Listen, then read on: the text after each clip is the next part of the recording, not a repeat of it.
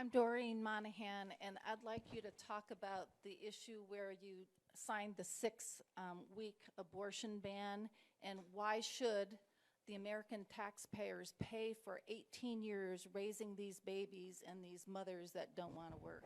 And what's your name again? Doreen Monahan. Okay, thanks, Doreen. Appreciate it. Well, first of all, I think that you have to make a judgment about if you, and so Florida's legislature, they did all the exceptions, rape, incest, life of the mother, but then they said, if there's a detectable heartbeat, is that a life worth protecting? And we believe it is. We believe that's important to have a culture of life. And, we live in a diverse country, and post-Dobbs, other states have taken, different judgments on that.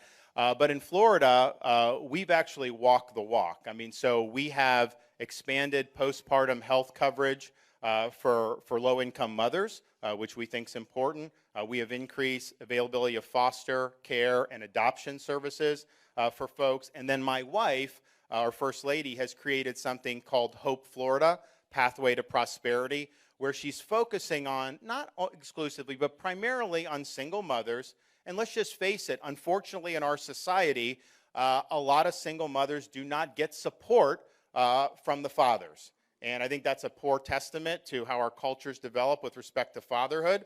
We've tried to promote fatherhood in Florida as being something that is meaningful and essential to kids growing up. But my wife has created a situation where we're not just handing somebody a check, because just handing somebody a check from the government is not going to meaningfully change the trajectory of their lives. And so we've created something called the Care Portal.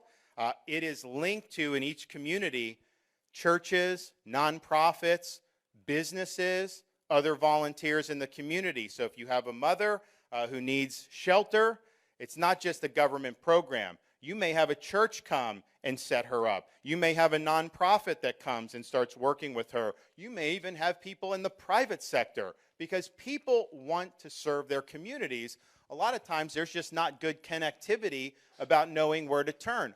Think about it. If you ended up, you're a single mom with a couple kids, you get evicted from your apartment, you don't necessarily know where all the resources are. So my wife has done a lot to bring that to folks. What we have found is when they are then being serviced by other folks in the community other than the bureaucracy, they end up being independent from government assistance very, very quickly. And that ultimately, I think, is the goal.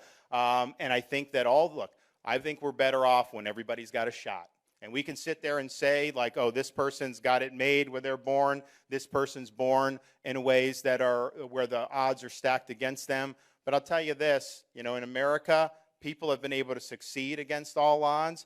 I was fortunate to have two parents. We were working class. I had to work hard and doing all that. No one would have predicted I would be governor or run for president, for sure.